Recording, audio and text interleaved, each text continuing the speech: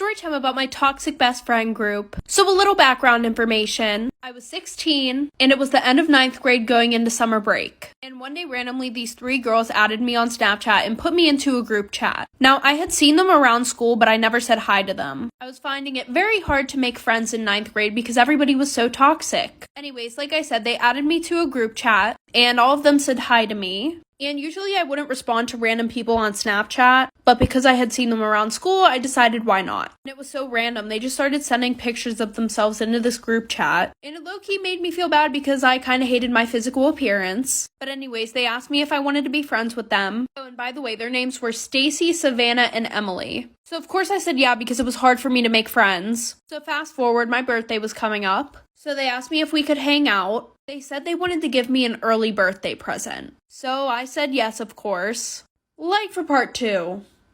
Story time about why I will never ever ride in an Uber ever again. So a little background information. I was 16 and in 11th grade. So my parents decided to go away for the weekend. They wanted to go and visit some family who lived like 2 hours away. So I decided that it was a good idea to invite my friends and my boyfriend and his friends over for a sleepover. And once we were all at my house, we realized that we were pretty bored, so we decided to go to the fair. So we decided to go to the fair around 9:15. But because we were all lazy AF, we decided to just get an Uber to the fair instead of driving. The Uber there was fine. We went, we had a super great time, and then it was time to go home. It said our Uber was going to come at 10:30, but instead it came at 10:45, which I didn't think was a big deal because Ubers are late sometimes. So we all got into the Uber, and mind you, my house was literally 15 minutes away. So I ended up taking a nap because I was really tired, and then I woke up, like for part 2. This is why you should always keep your phone charged. A girl named Marissa came home from school at around 3 p.m. She walked in the door and told her mom that some random number kept calling her all day. Her mom told her the person may have the wrong number and just to ignore it. Marissa said okay and begins to do her homework. A couple hours later, she receives a phone call from the same number. Marissa answers it this time and says,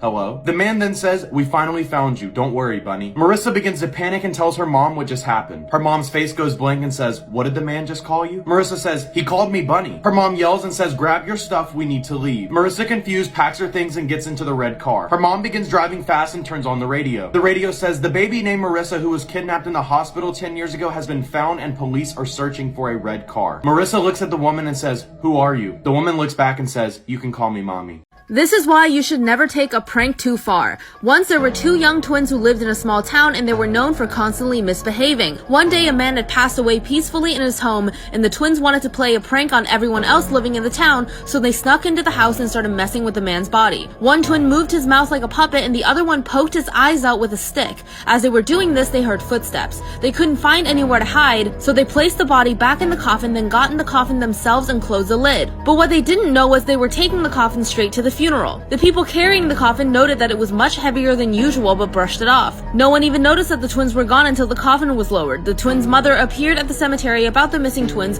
which stopped the funeral and began a search. Eventually, the man carrying the coffin confessed that the coffin had weighed more than it was supposed to, so they lifted it out and opened the lid. They did find the boys there, but they found them lying on top of the body, whose hands were wrapped tightly around each of their necks. The twins had been strangled. Can you imagine being locked inside your house for your whole life? Caroline's aunt and uncle said she was so ugly that she had to be hidden from the world. If anyone saw her, she'd be taken to the church and burned at the stake. But things are not as they seem. One day, Caroline started asking questions. She wanted to know why the other kids could play outside, but she could only sit and look out from her bedroom window. This made her aunt and uncle very angry. They said, "Can't you see yourself? Don't you understand the sacrifices we've had to make to keep you hidden from the world?" She had been convinced that staying trapped was for her own good, but one day she decided to escape. She used the safety pin to unlock the door and left. However, soon after she made it out, 2 men wearing uniforms started shouting at her. She began running. When she turned a corner, she saw a group of people who pointed at her and screamed, "Monster." Eventually, a priest came and said, "Take her to the church." They dragged Caroline to the church, put her on an altar, and set her on fire. As the fire grew, the priest turned to the crowd and said, "Look at this monster. Look at her hands, only 5 fingers. Look at her face, only 2 eyes, and her teeth a sickening white." About why I will never ever ride in an Uber ever again. So like I said, my house was only 15 minutes away, so since I was really tired from the fair, I decided to take a nap. Well, I woke up 20 minutes later and we were in the middle of nowhere. Like when I tell you, we were on a road that literally just kept on going. I asked my boyfriend where we were and he said that we had been on this road for a while. So at this point, we're all texting each other. And all of our friends are saying, no, we're fine. This is the way. So then I look up my address on Google Maps. And we are 45 minutes away from my house. So then I send it in the group chat. And now everybody starts to freak out. Not to mention, our Uber driver was on the phone the whole time, but he had his AirPods in, and we couldn't understand anything that he was saying. So that's when my friend Sophie, she was in the front seat, she shoved the directions in his face, and was like, I think you're going the wrong way. So then he busts a U-turn, and he's yelling at this point on the phone. And an hour later, we make it back to my house. I have a feeling if it wasn't for my friend Sophie, we wouldn't have made it out of there. Story time! So yesterday, my friends and I all went to the fair, and there were 6 of us in total. And none of us wanted to have to worry about driving there and parking, so we just Ubered instead. So we left the fair around 11:15 and we walked to a nearby shopping center where the Uber picked us up about 10 minutes late. We ended up leaving at 11:30. We get in the Uber, the man says hello, and we head home the normal way. Everything's fine. And my parents don't like when I Uber, so they were tracking me on Life 360 from the moment I got in the car. After about 10 minutes in, I get a text from my mom, and it said, "Where are you?" I look up from my phone and I realize I have no idea where we are, and Ubers know their directions, they know how to take you home. We were 20 minutes out of the way. So I'm terrified. My mom's texting me nonstop, literally about to call the police. I'm gonna run out of time. Hiya, Georgie. What a nice boat. Do you want it back? You look like a nice boy. Do you want a balloon too, Georgie? Oh, well, I'm Pennywise the dancing clown. Pennywise? Yes, meet Georgie. Georgie, meet Pennywise. Now we aren't strangers, are we? A storm blew me away. Blew the whole circus away. Can you smell the circus, Georgie? There's peanuts, cotton candy, hot dogs, and popcorn. Is that your favorite? Uh-huh. Mine too. Because they pop. Pop, pop, pop, pop. Pop, pop, pop. Upon one summer's morning, I carefully did stray down by the walls of Wapping, where I met a sailor gay. His hair it hangs in ringlets, his eyes as black as coal.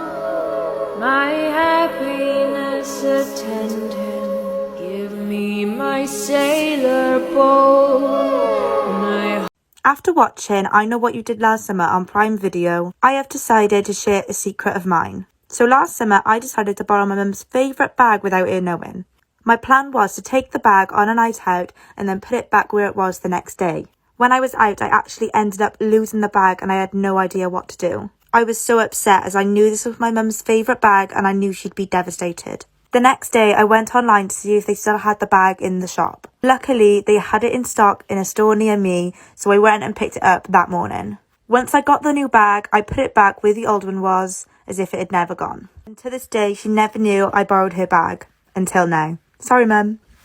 Sorry about the mess. I've really let the place go since you killed me. By the way, thanks for that. Sarcasm self-test complete. Oh good, that's back online. Getting clearer, we can see the land appearing far away. Winds are blowing, and they're guiding our direction. We're not losing our momentum, going straight. The moon is rising, shining light into our darkness, and on everything around us. Could it be that we made it through the hardest of mistakes? We got nothing left to say, it's you and me.